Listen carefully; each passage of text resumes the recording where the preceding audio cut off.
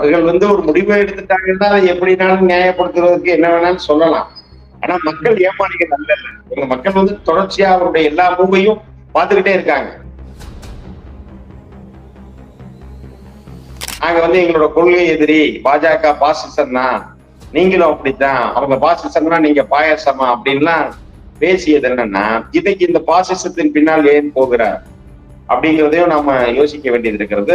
இது ஒரு தளபதி எதற்கும் அஞ்சாதவர். இப்ப நேத்து கூட ஆதவர்ஜனா என்ன சொன்னாரு, ரஜினியை மிரட்டி திமுக அரசியலுக்குள் வரவிடாமல் செய்து விட்டது அப்படின்னு சொல்றாரு.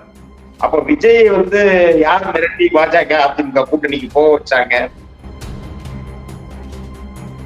அதிமுகவும் பாஜகவும் ஏற்கனவே 2024 நாடாளுமன்ற தேர்தலில் தனித்தனியா போட்டிட்டு அந்த வாக்கு அப்படியே நீங்க பிளஸ் பண்ண முடியாது.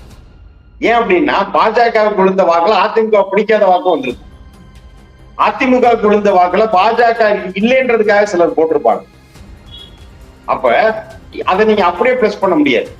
அதே போலதான் இன்னைக்கு தாவேகாவை விஜயை ஆதரிக்கிற அத்தனை பேரும் அதிமுக மாதிரி நான் போக மாட்டேன்னு இருக்காரு.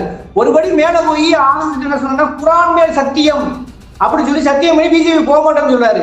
திடீர்னு இப்படி பல்டி அடிச்சு போகிற பொழுது அது ஒரு பெரிய உறவை ஏற்படுத்துறாரா? ஆதவர்ஜன் நாளைக்கு என்ன சொல்ல போறா, எப்படி பேட்டி எடுப்பார் ஒரு கேள்வி இருக்குது. ஏன் விஜயே கூட நாளைக்கு என்ன பேட்டி எடுப்பார் ஒரு கேள்வி இருக்கு இல்லையா? அது மக்கள் உண்மையை பார்த்தா இருக்காங்க. அதை எப்படி புரிஞ்சுக்கிறது? குரான் மீது ஆணையாக சொல்கிறோம், எந்த காலத்திலும் பிஜேபியோடு எங்களுக்கு கூட்டணி கிடையாது, உறவு கிடையாது என்பதை அழுத்தமாக இந்த சேலம் மண்ணில் உறுதியுடன் கூறுகிறோம்.